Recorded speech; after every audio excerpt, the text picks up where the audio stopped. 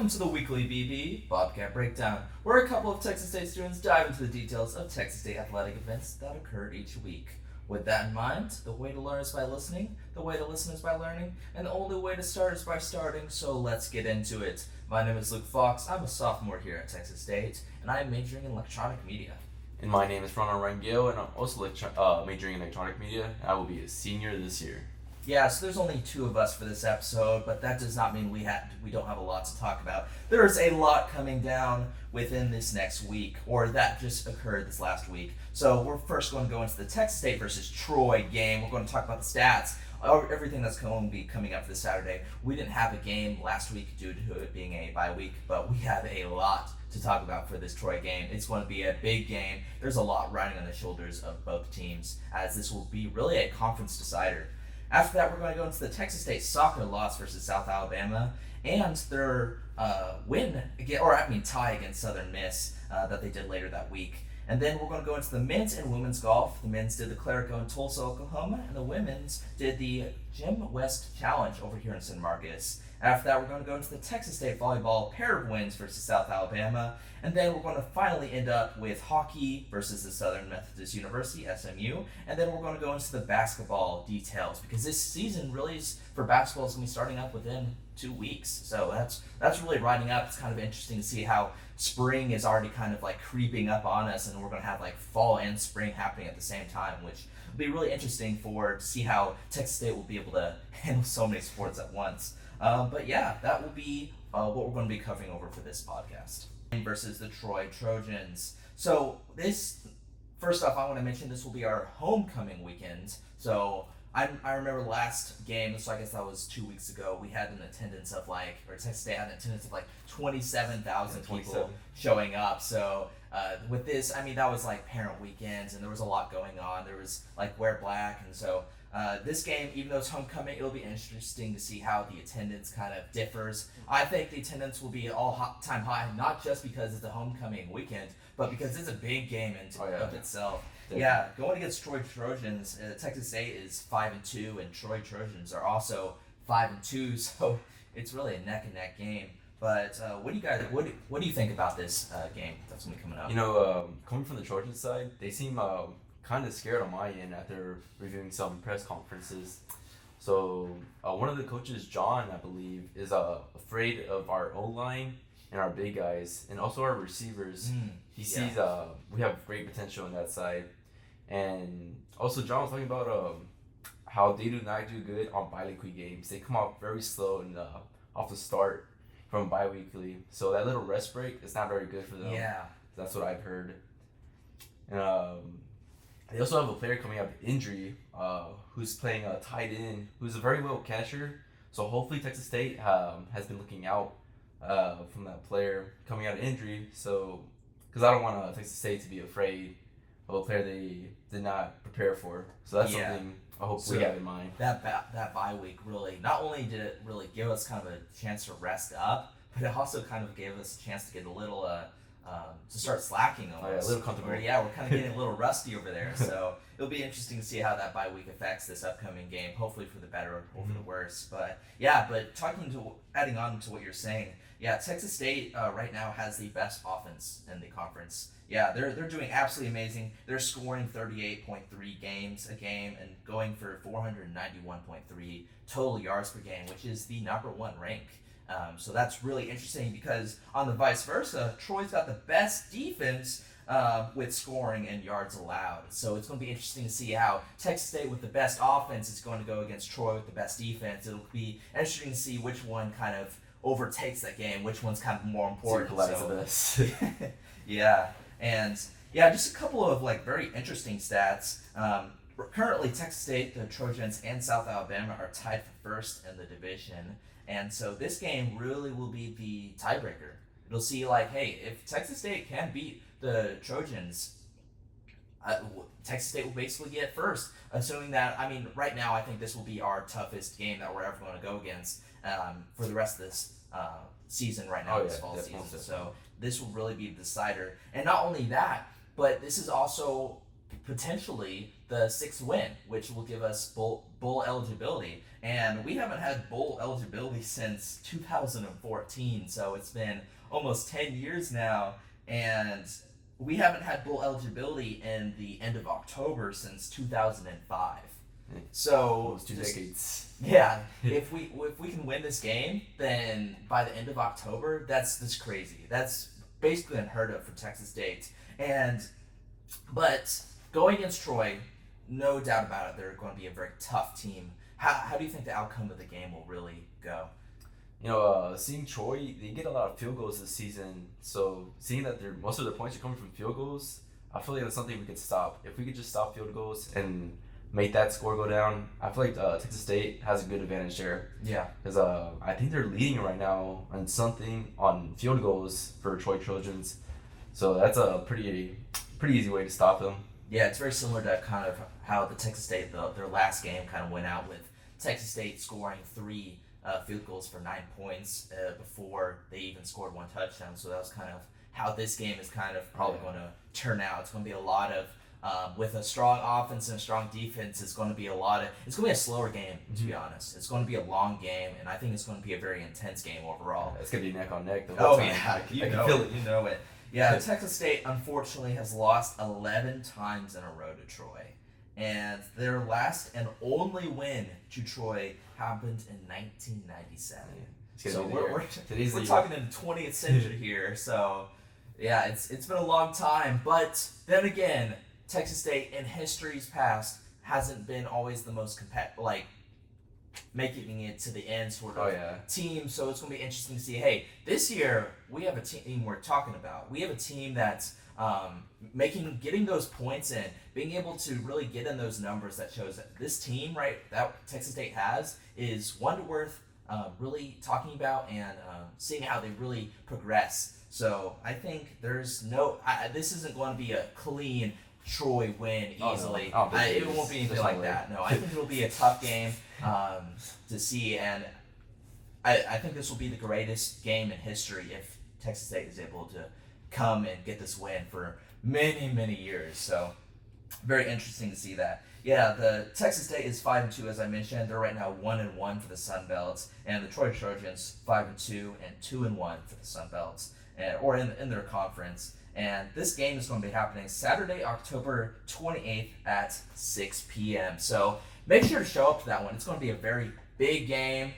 We have Tailgate. Tailgate Central is going to be opening up at 12 p.m. So that's a good 6 hours before the game starts. And then the Bobcat Stadium will open up at 4:30. So make sure to show up. This is going to be packed. Yeah, oh yeah. Be a part of that. Be a part of the energy. And the more energy that we have really there, the more we can really hype up our team, and the higher chance that we have of winning. So yeah, that's going to be a big game. Do you have anything else you'd like to add on about that game? On our side, I don't believe so, but I'm just very excited to see this one happen already. Yeah, Troy Trojans right now are on a 4-win streak currently in this season, so it'll be really interesting. But I'm excited for it. All right, let's get into our next game. We're going to be going into Texas State soccer. Now, Texas State soccer played 2 games this last week. They played against the South Alabama Jaguars, and then they also played against Southern Miss. So let's go into this first game. So we have Texas State versus South Alabama. This occurred Sunday, October 22nd, and was an away game at the Cage in Alabama. So the final score was 0-4. Texas State lost, unfortunately, with 2 goals being scored on them in each half. Now, Texas State is right now 8-6-3 for the season and 3-3-3 for the Sun Belt. That's kind of satisfying to say, but for after this game, before they played against Southern Miss. And then USA is right now 14-0-3 for the season and 7-0-2 for the conference. So they're undefeated. Very strong team. Yeah, a very strong team. We knew this going into this game that this would be a very tough match. While the Texas State soccer team is doing absolutely amazing, they're staying positive. They're doing great, and they're going to be making it off into the conference or the Sun Belt tournament. Even though they're a very good team, Texas State, going against South Alabama, we know that would be a very tough game going into it. Just looking at the team sets, we have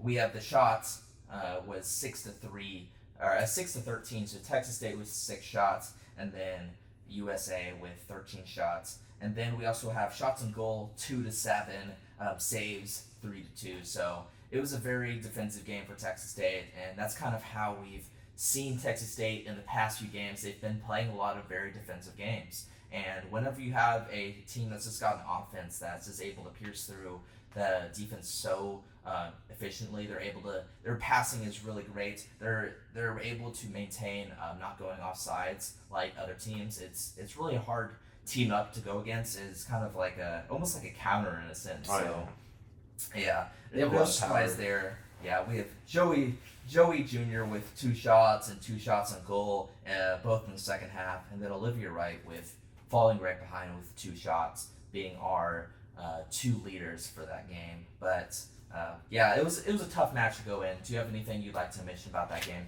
I just want to give a little attention to South Alabama. I was a little impressed on that first goal. I don't know if you saw it, but it came out of the corner and just straight into the goal. And Yes. not only that, there was a very strong curve into that ball with a lot of power. So being able to achieve that from South Alabama was very impressive. Just as the first goal, I was a little afraid on our side because seeing that as a first goal is kind of scary and intimidating to the other team.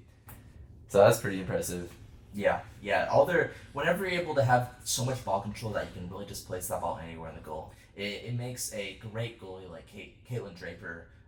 It's almost impossible to really block those, Almost. and it just takes pinpoint accuracy. And whenever you have an amazing goalie as Caitlin Draper, it really makes her job really difficult. And even though it was a very tough team, it's no surprise. So I don't think she should feel too down on herself for letting in those goals. So let's go into this next game. We have Texas State versus Southern Miss.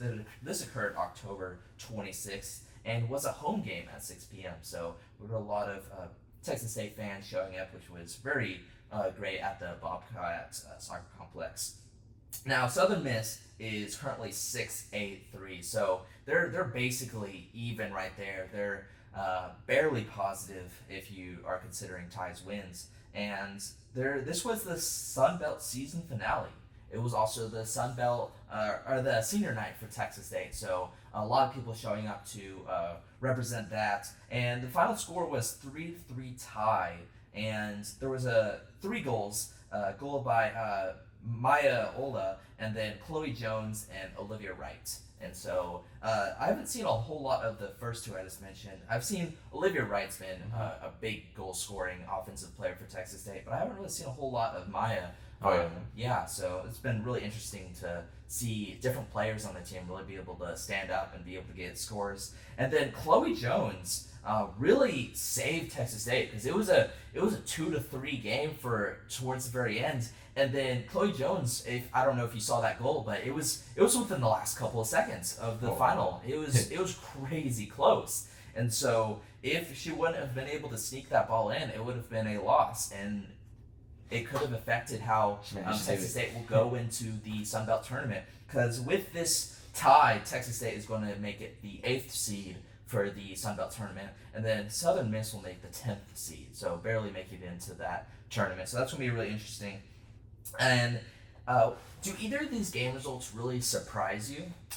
I feel like for South Alabama, I know they were a strong team, but I feel like this could have been a great advantage for Texas State to like just come out and show up and show like we could do something to this team. Although they're like a very good team, they have a great streak.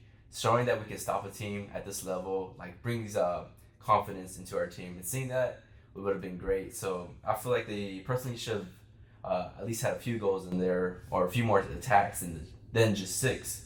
But South Alabama, although they are a good team, Texas State, I do believe they have that competitiveness in them to come out and show up. Yeah, that game was a lot closer than I would have originally anticipated.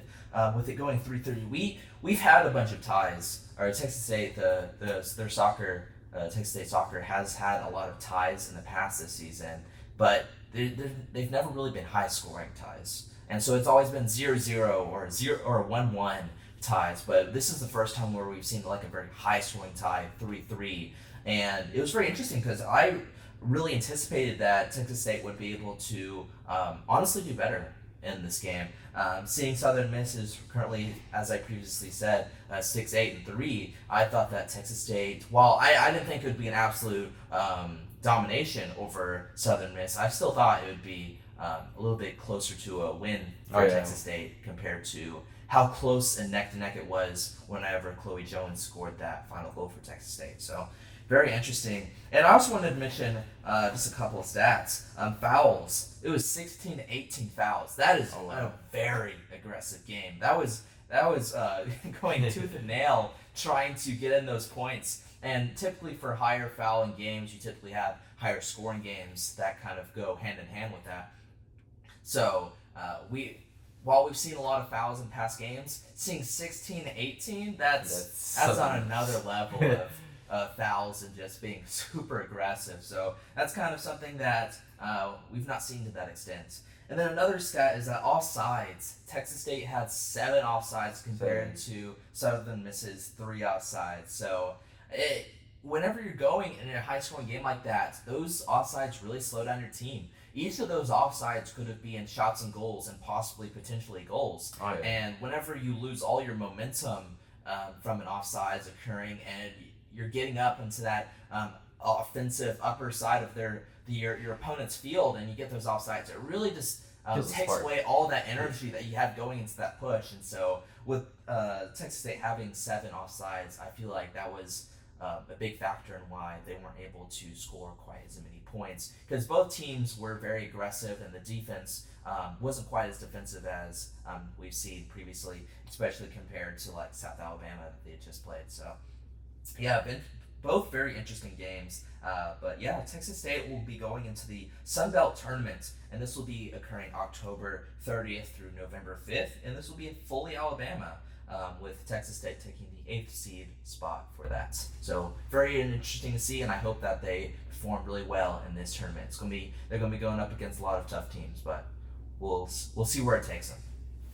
All right, so we've got 2 games or not necessarily games, but tournaments. We have men's golf and women's golf, and we haven't seen a whole ton of them within these last couple of weeks. We've been seeing more on tennis, Texas State tennis really being able to perform. But let's go into men's golf. They played the Clerico in Tulsa, Oklahoma. This occurred October 23rd through the 24th, so it's a 2-day tournament.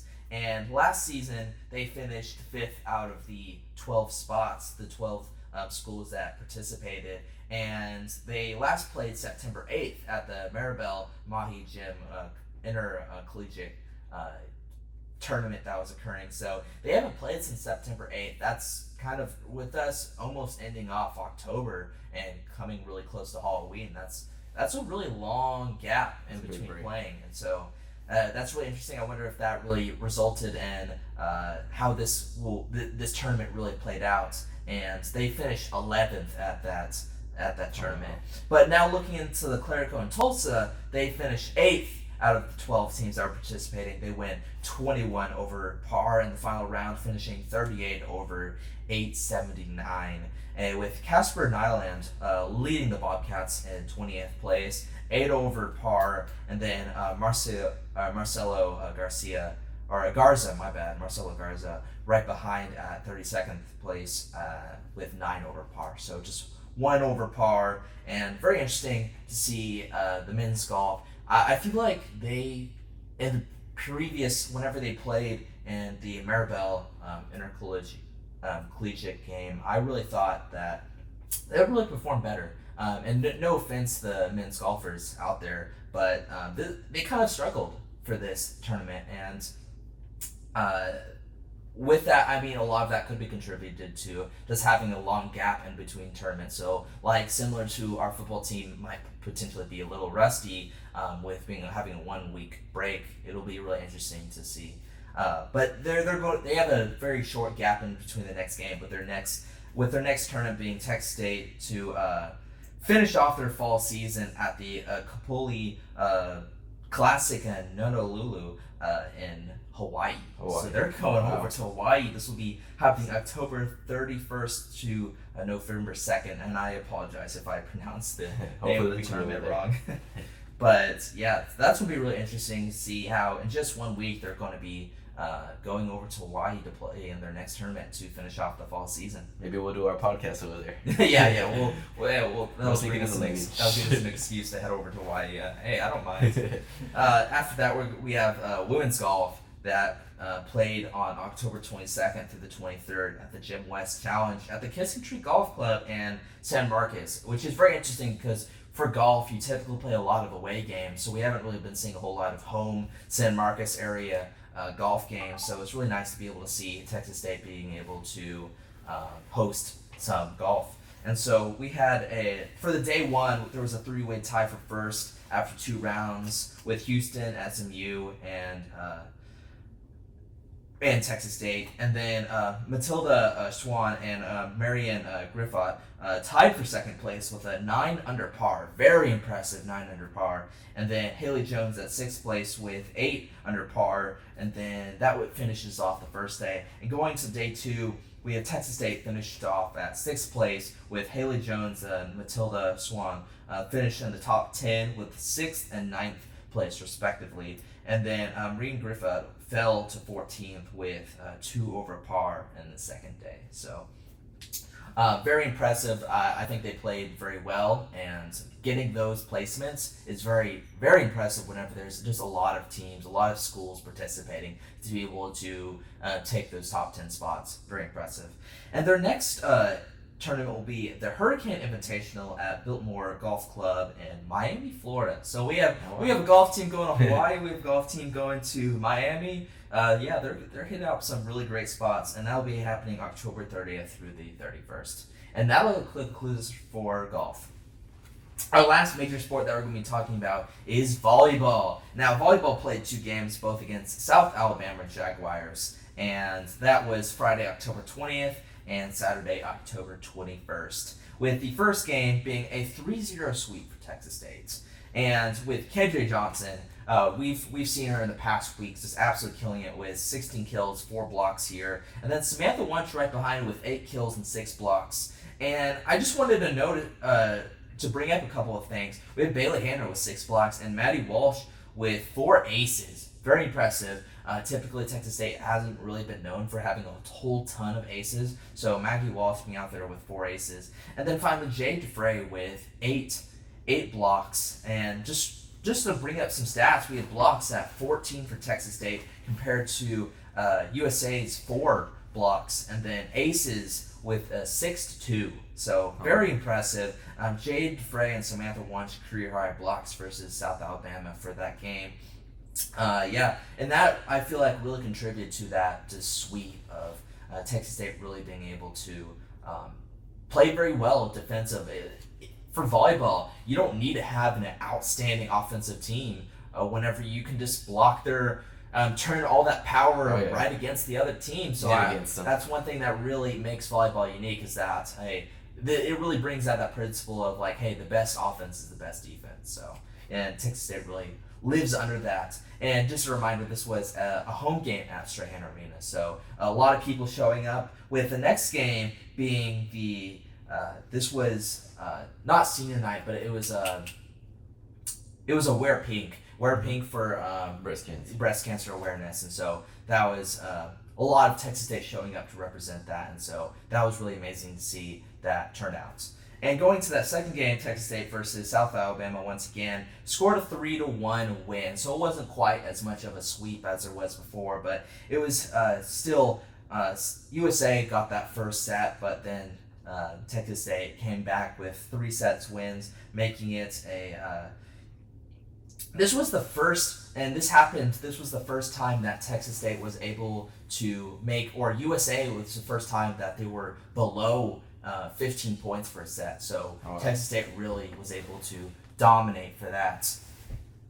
And then KJ Johnson once again being the kill leader with 12 kills, 4 blocks. Maggie Walsh right behind with just 12 kills right there. So basically tied neck to neck right there. And then Jade DeFrey with 9 blocks. And so with that, what do you think was the defining factor that led to Texas State's pair of wins versus USA?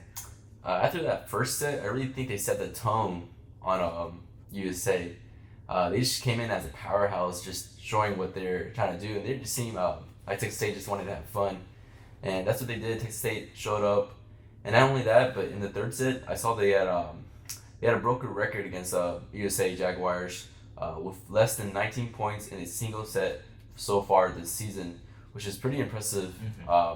Yeah, it was like coming from the third set, they're all tired. And yeah, it was 14-25 in that second game for the set. So that's whenever you know a team's going to win. Whenever it's not that close. So. Yeah, that was really interesting. I really think it really came down to Texas State showing that they're able to block a lot better with that second game. Jade DeFrey and Samantha Wunsch breaking the record once again against USA with them being able to get career-high blocks. I know in that second game they got 15 blocks total just between two players, and that's insane to see that.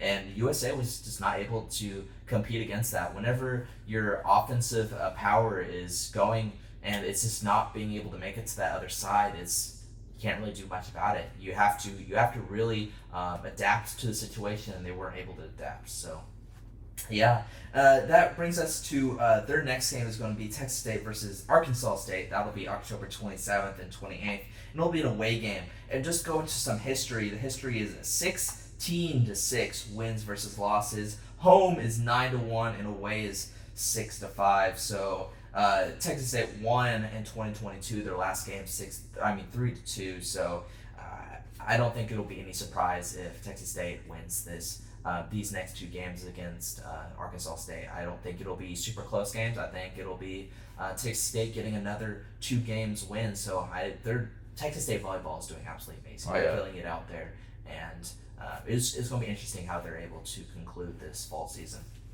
All right, next up, I wanted to briefly mention hockey. They played against SMU. Game 1, they went in October 20th at Cedar Park, and so this is kind of their home game, as I mentioned for last week's podcast. Cedar Park is kind of their home game, so they don't really have a place to play in San Marcos, so they have to go over to Austin to play. And so the score was 2-5 loss for that first game, and game 2 on October 21st was a 2-4 loss. So unfortunately, the Texas State hockey team is struggling out there. And with this next team that they're going against, they're going to be playing against Eastern Texas Baptist on November 3rd and 4th. And they played against them a couple weeks back and lost pretty badly. So going into these next few games with hockey, it's going to be another struggle. So unfortunately, Texas State hockey is really struggling to get a win for them. But after ETB, I think they're really going to have a chance. I feel like there's some teams out there that are going to be a little bit more of a closer fight. But yeah, that's for hockey. Now, I have a question for you. What do you think? What are you most excited about for the spring season? I believe that's going to be basketball on my end. Basketball. I'm a big basketball guy on my side, so seeing what they have coming is pretty exciting for me. So I just want to bring attention to our new transfer. His name is going to be Josh O'Guerrero. He's coming out of a JUCO college as a 6'6" shooting guard, and he has a similar playing style to Kevin Durant as I've been watching. And he is coming in as a freshman. So Josh O'Guerrero, he can dunk, he can make plays. He's a good playmaker on the court. I was watching his footage this past week, and he has no problem shooting from inside the paint, outside the paint, or even threes. So he's just a good round, all good player. And seeing he wants to stay here for the long term and not just transfer, he really wants to set the tone. He's gonna be a key player. He's absolutely gonna be a key player. He's gonna love. He's loving Texas State already. He's bonding with the team, and he's not even from here. So he's from these islands next to Cuba. Wow. And he came over here when he was 15, I believe, to go to high school, and then he transferred to a JUCO college. So he's very excited to set a tone and finally have somewhere to stay. Yeah. So I just want y'all to keep an eye out for Josh O'Guerrero as a freshman. He's just someone I think he's gonna bring a lot of talent to Texas State. That's most definitely. Yeah, we've been seeing a lot of transfers over in Texas State sports area, especially in football and volleyball too. Oh, yeah. So we've been seeing a lot of that, and that's really been a key part in showing Texas State's success. And just to briefly mention how basketball played last season in the spring, they went 16-19 overall and 6-12 in the conference for last spring. And their next game is going to be going against Miami November 11th, so just a couple weeks away. and this will be the first game of the MAC SBC Challenge. So a lot to look forward to for basketball and to really get the spring season started. All right, let's briefly bring up what upcoming games that we have for this week. We have the Texas State volleyball versus Arkansas State game that's going to be happening October 27th and 28th. These are going to be away games. After that, we have the Texas State versus Troy game October 28th at 6 p.m. Make sure to show up. Tailgate starting at 12. It's going to be a lot of partying. It's going to be a lot of stuff happening. That's going to be homecoming, so make sure to show up to that. That is going to be the big game. After that, we have the women's golf happening at the Hurricane Invitational in Miami, Florida. That'll be happening October 30th through the 31st. Then we have men's golf at the Kapolei Classic in Honolulu, Hawaii for October 31st through November 2nd. After that, we have the Texas State Soccer at the Sun Belt Tournament. We don't know the exact times that they're going to be playing in that tournament quite yet, as that hasn't been quite established, but that'll be in Foley, Alabama, October 30th through November 5th. And finally, we have the Texas State tennis. We haven't seen a lot of, well, there's no tennis this week, but we have tennis coming right back for Wildcat Invite in Abilene, Texas, October 27th through the 29th. And that will really be it. Thanks for joining us on today's episode of the Weekly Bobcat Breakdown. As I wrap up, remember to subscribe and stay updated with all things Texas State athletics. Thanks for tuning in, and see you next week. See you then. Eat 'em up, Bobcats.